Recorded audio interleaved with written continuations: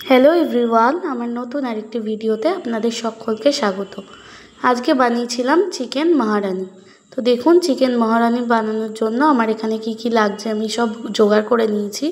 এখানে আছে টমেটো কুচি, পেঁয়াজ, ক্যাপসিকাম, আমন্ড, 2-4টে কাজু, রসুন আর একটু আদা কুচিয়ে রেখেছি, আর রয়েছে কাঁচা পাকা লঙ্কা।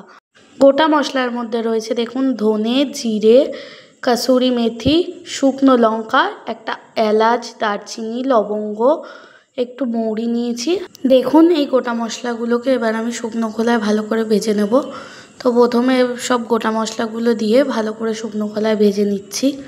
মশলাটা ভাজতে ভাজতে সুন্দর গন্ধ বেরোতে শুরু করলে আমরা গ্যাসের ফ্লেমটাকে বন্ধ করে মশলাটা একটা পাত্রে ঢেলে মশলাটা ঠান্ডা হতে দেবো। দেখুন মশলাটা আমাদের ঠান্ডা হয়ে গেছে, এবার মিক্সিতে দিয়ে আমরা ভালো করে গুঁড়ো করে নিচ্ছি। তো দেখুন গুঁড়ো করাও হয়ে গেছে, আমি এই গুঁড়োটা এবার একটা বাটিতে ঢেলে নিচ্ছি। এবার এই একই মিক্সির জারে আমি যে ওই গোটা মশলাগুলো রেডি করেছিলাম ওগুলো সব ব্লেন্ড করে নেব। প্রথমে দিলাম পেঁয়াজ, এরপরে দিলাম আদা, এরপরে দিলাম রসুন, এবার দেব টমেটো, কাঁচা লঙ্কা এবং কাজু ও আমন্ডগুলো। এবার অল্প জল দিয়ে একটা স্মুথ ব্যাটার তৈরি করে নেব। তো দেখুন ব্যাটারটা আমাদের তৈরি হয়ে গেছে। এবার চলুন রান্নাটা শুরু করি।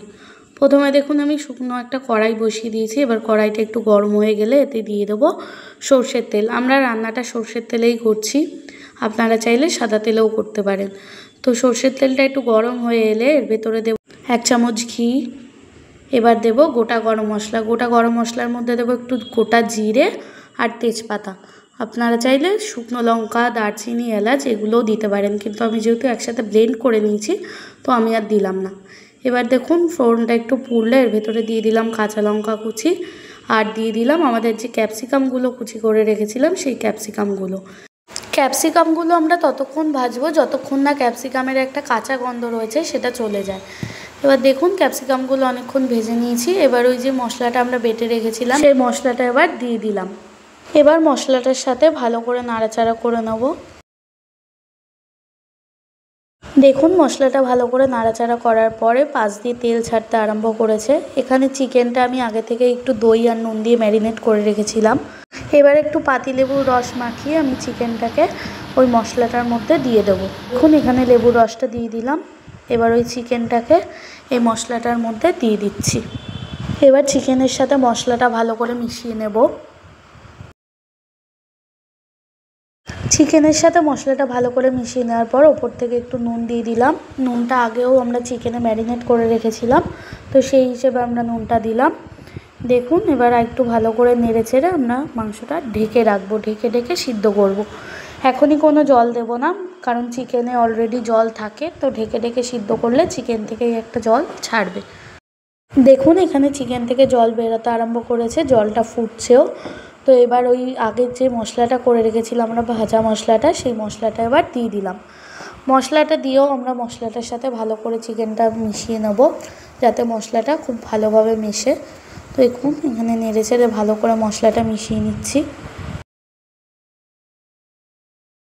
দেখুন পাশ দিয়ে তেল ছাড়তে আরম্ভ করেছে। এবার আবারও আমরা ঢাকা চাপা দিয়ে দিলাম, যাতে মাংসটা ভালো করে সিদ্ধ হয়ে যায়।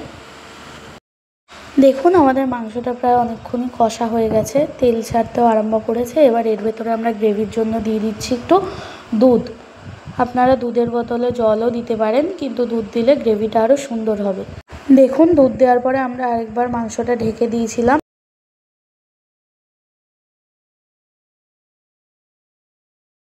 আমাদের চিকেন মহারানি একদম রেডি। এবার ওপর থেকে একটু কাসুরি মেথি দিয়ে খানিকক্ষণ নাড়াচাড়া করে নামিয়ে নেব।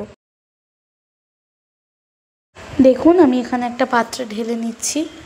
তো চিকেন মহারানির রেসিপিটা আপনাদের সবার কেমন লাগলো অবশ্যই কমেন্ট করে জানাবেন। ভালো লাগলে একটা লাইক, শেয়ার ও সাবস্ক্রাইব করে পাশে থাকবেন। সবাই সুস্থ থাকবেন, ভালো থাকবেন। দেখা হবে নেক্সট কোনো ভিডিওর সাথে। টাটা।